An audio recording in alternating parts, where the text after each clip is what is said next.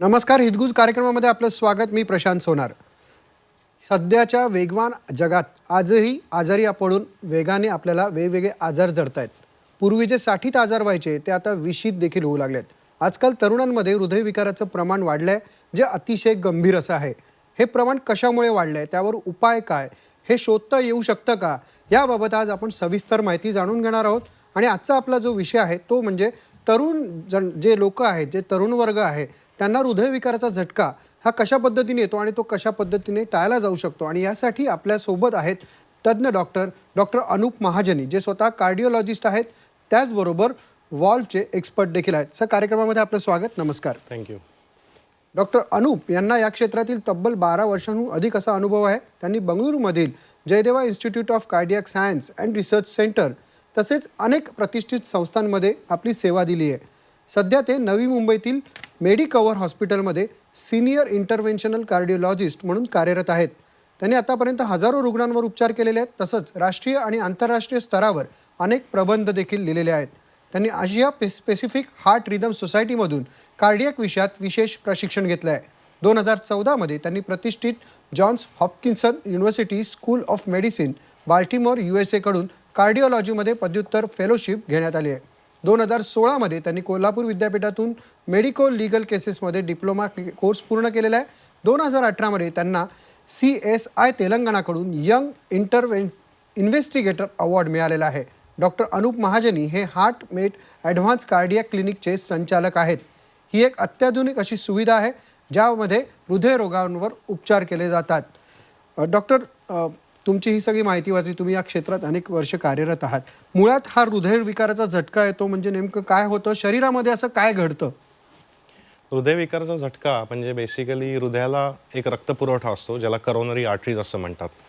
या coronary आर्टरीजमध्ये blockage होणं, ते कोलेस्ट्रॉलमुळे होणं किंवा कधी कधी रक्ताची गठोळी जाऊन तिथं बसणं, ह्याच्यामुळे हृदयाचा रक्त सप्लाय कमी होणं, यालाच बेसिकली हृदयाचा अटॅक किंवा हृदयाचा झटका असं म्हणतात. पण सुरुवातीला आपण जसं मी म्हटलेलं की आता पूर्वी जे आजार 60 नंतर यायचे ते आता तरुणांमध्ये सुरू झालेले आहेत. हे कशामुळे होतं? पूर्वी असं होतं, ते बरोबर होतं की वयवर्ष 50-60 नंतर हृदयविकाराचे झटके हे खूप जास्त प्रमाणात आपल्याला बघायला मिळायचे. पण आता आपण जसं म्हणतो age is just a number, तर असं वय हे काय राहिलं नाही आहे. कारण की सध्याची लाईफस्टाईल, सध्याचा लोकांचा असणारा स्ट्रेस, न होणारी झोप आणि अजून बऱ्याच काही गोष्टी आपण याच्यामध्ये डिस्कस करूयात की ज्याच्यामुळे आपल्याला समजतं की यंग एजमध्ये हे हृदयविकाराचे झटके होतात. यंग एजमध्ये हृदयाचे विकाराचे झटके होणं म्हणजे काय की वयवर्ष 45च्या खाली ज्या लोकांना हृदयाचा अटॅक येतो किंवा हार्ट अटॅक येतो, याला म्हणतात यंग मायोकार्डियल इन्फार्क्शन असं मेडिकल भाषेमध्ये बोलतात, म्हणजेच लवकर येणारे झटके. पण मग हे कशा पद्धतीने टाळता येऊ शकतात आणि काही चेतावणी वगैरे मिळते का यामध्ये? नेहमी आपल्याला माहिती असल्याप्रमाणे की हार्ट अटॅक येतो तेव्हा बऱ्याच लोकांना छातीमध्ये पेन होतो, शक्यतो डाव्या साईडला, किंवा डाव्या हाताची बाजू दुखते किंवा जॉ दुखतो, जबडा आपण ज्याला म्हणतो, मानेचा मागचा भाग किंवा पाठीचा वरचा भाग दुखतो, अशी ह्याची लक्षणं असतात. कधी कधी काही लोकांना त्याच्यामध्ये अचानकपणे धाप लागणे किंवा छातीमध्ये धडधड होणे, खूप जास्त स्वेटिंग होणे, प्रोफी स्वेटिंग ज्याला आपण म्हणतो, ही लक्षणं पण दिसू शकतात. मेडिकल भाषेमध्ये असं आपण म्हणतो की एनिथिंग अबाव द ॲम्बिलिकस, म्हणजे बेंबीच्या वरती होणारा जो पेन असतो किंवा जे दुखणं असतं ते हृदयाचं असू शकतं. तर आपल्याला त्यासाठी लवकरात लवकर डॉक्टरांकडे जाऊन की बाबा हे हृदयाचं दुखणं आहे का कुठली अजून वेगळी गोष्ट आहे, ह्याचं आपल्याला बघणं गरजेचं असतं. त्यासाठी काही ठराविक तपासण्या असतात, त्या तपासण्या करणं गरजेचं असतं. कशा पद्धतीच्या त्या तपासण्या असतात? जनरली हृदयाचा अटॅक आल्यावर किंवा छातीत दुखल्यावर तसं बघायला गेलं तर 32 कारणं आहेत की तुम्हाला छातीमध्ये का दुखतंय. पण ते हृदयामुळं नाही ना, हे दुखणं हृदयामुळं नाही ना, हे बघणं सगळ्यात महत्त्वाचं असतं. कारण की जेव्हा आपण बघतो की हे हृदयामुळं आहे तर त्याची ट्रीटमेंट करणं हे फार गरजेचं असतं. आणि ती जेवढी लवकरात लवकर आपल्याला ट्रीटमेंट करता येते त्याच्यामुळं आपण आपलं पुढचं आयुष्य हे चांगलं घालवू शकतो, even after the heart attack. तर यासाठी तपासण्या म्हणजे बेसिक ECG ही एक तपासणी असते की जे आपण करतो. त्याच्यानंतर 2D एको, स्ट्रेस टेस्ट किंवा काही ब्लड एन्झाईम्स असतात की ज्याला आपण ट्रोपोनिन, CPK-MB असं म्हणतो. आणि त्याच्यावरनं डॉक्टरांना समजतं की बाबा तुम्हाला हार्ट अटॅक आहे का नाही आहे, आत्ता तुम्हाला हॉस्पिटलला लगेच जायची गरज आहे की नाही आहे. नक्कीच डॉक्टर, थोडंसं प्रेक्षकांसाठी एक अनाउन्समेंट करायची आहे की डॉक्टर अनुप यांना तुम्ही प्रश्न विचारू शकता थेट लाईव्ह प्रश्न विचारू शकतात. विशेषतः जे तरुण आहेत त्यांना जर काही प्रश्न विचारायचे असतील तर तेही विचारू शकतात, किंवा आपल्या घरामध्ये तरुण आहे जो कदाचित खूप स्ट्रेस पद्धतीने घेतो आहे, तर अशांचे पालक देखील तुम्ही प्रश्न म्हणून विचारू शकतात आम्हाला. तर डॉक्टर अनुप यासाठी उपस्थित आहेत, कारण तर आजचा विषय जो आहे तो तरुणांमध्ये होणारे हृदयविकाराचे आजार किंवा हृदयविकाराचा झटका या अनुषंगाने तुम्ही प्रश्न विचारू शकता. डॉक्टर, मगाशी तुम्ही लक्षणांच्या संदर्भात सांगत होतात, पण मुळात तरुणांमध्ये होणारे लक्षणं वेगळी आहेत आणि वरिष्ठांमध्ये होणारी लक्षणं वेगळी आहेत का? नॉर्मली कसं असतं की तरुणांमध्ये वेगळी लक्षणं असतीलच असं काही गरज नाही, पण प्रत्येक हृदयविकारचा जो पेशंट असतो, जो आमच्याकडे येतो, आमच्या प्रॅक्टिसमध्ये येतो, प्रत्येकाला छातीत दुखतंच असं काही नसतं. म्हणजे पण छातीत दुखणारे पेशंट हे जास्त असतात. काहींना वेगळे सिम्पटम्स, म्हणजे त्याला मेडिकल भाषेमध्ये अंजाना इक्विव्हॅलंट, अंजाना म्हणजे चेस्ट पेन, म्हणजे छातीत दुखणं, की छातीत दुखण्यासारखं काहीतरी. म्हणजे काय होणं की कधी कधी अचानक घाम सुटणं किंवा अचानक मळमळणं, उलटी होणं, पोटामध्ये दुखणं, हेही सुद्धा हार्ट अटॅकची लक्षणं असू शकतात. काही पेशंट आमच्याकडे असे प्रेझेंट होतात ज्यांना अतिशय थकवा येतो, अचानक अतिशय थकवा आला तर हेही हार्ट अटॅकचं लक्षण असू शकतं. आणि यंग जनरेशनमध्ये, म्हणजे यंग पेशंट्समध्ये हे अनकॉमन सिम्पटम्स खूप जास्त दिसतात. म्हणजे प्रत्येकाला छातीत दुखेलच असं काही जरुरी नाही आहे. पण मग हे हृदयविकाराचा झटका जो येतो तो हे रोखू शकतं का?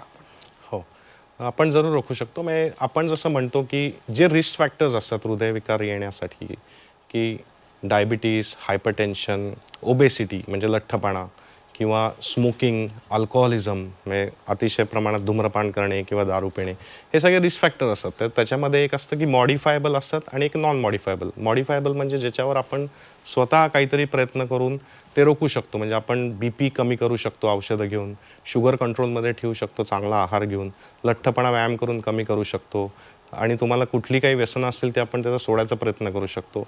ह्या मॉडिफायबल रिस्क फॅक्टरपासून आपण लांब जाऊ शकतो. आणि जे नॉन मॉडिफायबल असतात की ज्याच्यामध्ये आपण काही चेंज करू शकत नाही, म्हणजे आपण कुठं राहतो, आपण पूर्वी काय खाल्लं आहे, काय पिलं आहे, आपल्या फॅमिलीमध्ये हिस्ट्री आहे का हृदयविकाराची, नंतर आपण कुठल्या रेसचे आहोत, म्हणजे आपण कुठल्या एरियामध्ये राहतो, आपल्या एरियामध्ये साधारण किती % लोकांना हृदयविकार होण्याची शक्यता असते, या गोष्टी आपण आपल्या आयुष्यामध्ये चेंज करू शकत नाही. तर ज्या गोष्टी आपण चेंज करू शकतो त्याच्याकडं प्राधान्यानं लक्ष देऊन त्या गोष्टी आपण चेंज करून हृदयविकार हा टाळू शकतो. नक्कीच प्रेक्षकांसाठी पुन्हा एकदा सूचना आहे की तुम्ही तरुणांमध्ये होणाऱ्या हृदयविकारासंदर्भात जे आपले डॉक्टर अनुप महाजन आहेत महाजनी आहेत त्यांना आपण प्रश्न विचारू शकता. 0227105560 या क्रमांकावर तुम्ही थेट त्यांना प्रश्न विचारू शकता. डॉक्टर, हृदयविकाराचा झटका येत आहे असं आपल्याला जर वाटत असेल तर मुळात काय करावं, म्हणजे त्या व्यक्तीने काय करावं? जेव्हा तुम्हाला हृदयविकाराचा झटका येतो, बेसिकली कसं असतं की आपल्याला छातीत दुखतंय, तर ह्याच्यामध्ये बऱ्याच लोकांना एक शंका असते की बाबा हे माझ्या छातीत दुखतंय का, मला ॲसिडिटी झाली आहे त्याच्यामुळं मला छातीमध्ये गरम होतंय का नाही. तर तसं बघायला गेलं तर घरी बसून हे सगळं समजणं हे फार अवघड असतं. म्हणजे आमच्याकडे सुद्धा जेव्हा पेशंट येतात आणि म्हणतात की मला छातीमध्ये जळजळ होती किंवा माझ्या छातीमध्ये कोणीतरी पिन मारल्यासारखं दुखतंय, तरीसुद्धा पेशंटच्या हिस्ट्रीवरून हा खरंच हृदयविकार आहे का नाही हे समजण्यासाठी साधारण 70 ते 80% वेळीमध्ये आमचं जजमेंट हे बरोबर असतं. पण राहिलेल्या 20 ते 30% इन्व्हेस्टिगेशन हे करणं फार गरजेचं असतं. कारण की कसं आहे की समजा एखाद्याला हृदयाचा झटका आला आणि तो व्यक्ती घरी बसला की बाबा नाही मला ॲसिडिटी आहे आणि मला हृदयाचा विकार होऊच शकत नाही, मी एवढा तरुण आहे, मला कसा हार्ट अटॅक येईल, असं जर समजा विचार केले आणि ह्याच्यामध्ये जर आपण जो टाईम वाया घालवतो त्याच्यामध्ये काय होतं की हृदयाचा अटॅक म्हणजे हृदयाच्या रक्तवाहिन्यांमध्ये झालेली रक्ताची गठुळी किंवा कोलेस्ट्रॉलचे प्लाक्स, त्याच्यामुळे रक्तप्रवाह हृदयाला बंद झालेला असतो. त्याच्यामुळे हृदयाचं पंपिंग, म्हणजे हृदय एक प्रकारचं पंपिंग मशीन आहे बॉडीमधलं, त्याचं पंपिंग इफेक्ट होतो, हृदयाचा मसल हा खराब होऊन जातो. म्हणजे आपण जसं म्हणतो की टाईम इज मनी, तसं आमच्या हृदयरोग तज्ञांमध्ये टाईम इज मसल असं आम्ही म्हणतो, की जेवढा वेळ तुम्ही घरी बसाल तेवढं तुमच्या हृदयाचं पंपिंग हे कमी होईल. आणि इन फ्युचर जर ते पंपिंग वाढलं नाही, जरी तुम्ही पुढं जाऊन समजा तुम्हाला अँजिओग्राफीची गरज लागली, त्याची अँजिओप्लास्टी झाली किंवा कुठल्याही प्रकारची तुम्ही ट्रीटमेंट घेतली, तर ते पंपिंग इम्प्रूव्ह होण्याची शक्यता ही खूप कमी होत जाते. म्हणून तुम्हाला जर घरी असं कधी वाटलं की माझ्या बाबा छातीत दुखते, तर सगळ्यात पहिलं काय करावं, तर सगळ्यात पहिलं आपल्या आजूबाजूला कोण माणूस आहे त्याला पहिले सांगणे किंवा मला असा असा त्रास होतोय, की जेणेकरून तो माणूस कोणाची तरी हेल्प मागू शकतो, की भले ती ॲम्ब्युलन्स असेल किंवा कुठल्या हॉस्पिटलला फोन करू शकत असेल किंवा जवळपास एखादे कोण डॉक्टर अवेलेबल असतील किंवा ते तुम्हाला उचलून एखाद्या क्लिनिकला घेऊन जाऊ शकतात. कारण की एकदा झटका समजा खरंच येत असेल एखाद्या व्यक्तीला आणि तो जर घरी बसला, तर काही क्षणात तो व्यक्ती कोलॅप्सही होऊ शकतो. तो व्यक्ती जर तिथं कोलॅप्स झाला तर त्याला हृदयाचा मसाजसुद्धा आपण देऊ शकतो. तर आम्ही आमच्या हॉस्पिटलतर्फे किंवा आम्ही बऱ्याच डॉक्टरांच्या संघटनेतर्फे असे बरेच ॲक्टिव्हिटीज करतो CPR. हां, ज्याच्यामध्ये आम्ही CPR ट्रेनिंग देतो आणि बऱ्याच बिल्डिंग्समध्ये किंवा अपार्टमेंट्समध्ये सोसायटी मेंबर्स येऊन स्वतः ते शिकून जातात. आणि आमच्या रिअल टाईम प्रॅक्टिसमध्ये असे आम्ही बरेच पेशंट बघितलेत की ज्यांना घरी हार्ट अटॅक आलेला होता, त्यांना इमिजिएट काही हेल्प मिळत नव्हती. कधी रविवार असतो, कधी कुठले सुट्टीचे दिवस असतात, लोक अवेलेबल नसतात, त्यावेळेस त्यांना घरी CPR देऊन त्यांना हॉस्पिटलला आणून सुद्धा त्यांचे जीव वाचलेले आहेत. तर ह्याही गोष्टी आपण करू शकतो. अजून एक गोष्ट सांगायची म्हणजे समजा एखाद्या घरांमध्ये हृदयविकाराचे पेशंट असतील आणि ते ॲस्पिरिन नावाची गोळी खात असतील, तर जेव्हा समजा तुम्हाला असं वाटतं की माझ्या छातीत दुखतं आणि मला हृदयाचा झटका आल्यासारखं वाटतं, तर त्यावेळेस तुम्ही 325 mgची गोळी डायरेक्ट तोंडात घालून चावणे हा एक उत्तम पर्याय असतो. आणि लवकरात लवकर कुठल्या तरी डॉक्टरकडे जाऊन ECG काढणे आणि एखाद्या स्पेशलिस्ट डॉक्टरला म्हणजे जे MD मेडिसिन असतात किंवा कार्डिओलॉजिस्ट असतात त्यांना तो ECG दाखवणे हे फार गरजेचं आहे. भले तुम्हाला हार्ट अटॅक असेल किंवा असेल तर ती ट्रीटमेंट लगेच होईल.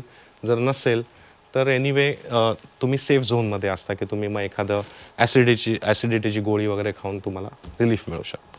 नक्कीच डॉक्टर, पण तुम्ही आता म्हणाला की ही गोळी घेऊ शकतात, तर साधारणतः नॉर्मली लोक नॉर्मल दुखलं हृदयात तरी ते गोळी घेतील.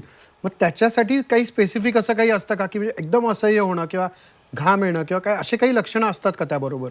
हो, म्हणजे बेसिकली कसं असतं की ज्यांना स्ट्रॉंग फॅमिली हिस्ट्री म्हणजे घरी हृदयाचे झटके आई वडील भाऊ बहीण म्हणजे फर्स्ट ब्लड रिलेटिव्समध्ये ह्यांना येऊन गेलेले आहेत किंवा ज्या पेशंटला पहिले स्वतःला हृदयाचे पूर्वी अटॅक येऊन गेलेले आहेत, ज्याची अँजिओप्लास्टी किंवा बायपास होऊन गेलेली आहे, अशा पेशंटला ही गोळी खाणं जास्त महत्त्वाचं असतं.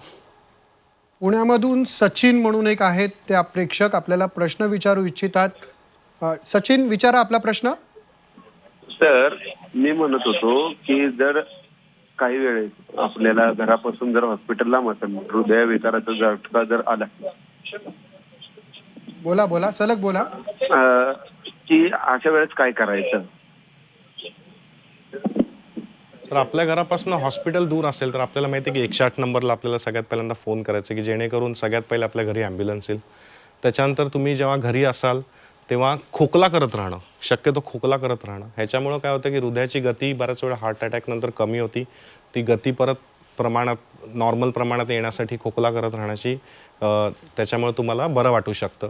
आणि दुसरी गोष्ट मी जसं म्हटलं की डिस्प्रिन किंवा ॲस्पिरिनची गोळी इमिजिएटली चावणं हेच आहे. आणि हेच असतं म्हणजे ही जी गोष्ट आहे हृदयाचा झटका येणं ही लाईफ थ्रेटनिंग गोष्ट आहे की ह्याच्यामध्ये एखाद्याचा घरी थांबून मृत्यू होऊ शकतो. आणि स्टॅटिस्टिक्स जे आहेत आपल्या देशामध्ये की ज्याच्यामध्ये ॲक्च्युली 50% लोकच हृदयाचा झटका आल्यावर हॉस्पिटलमध्ये पोचतात.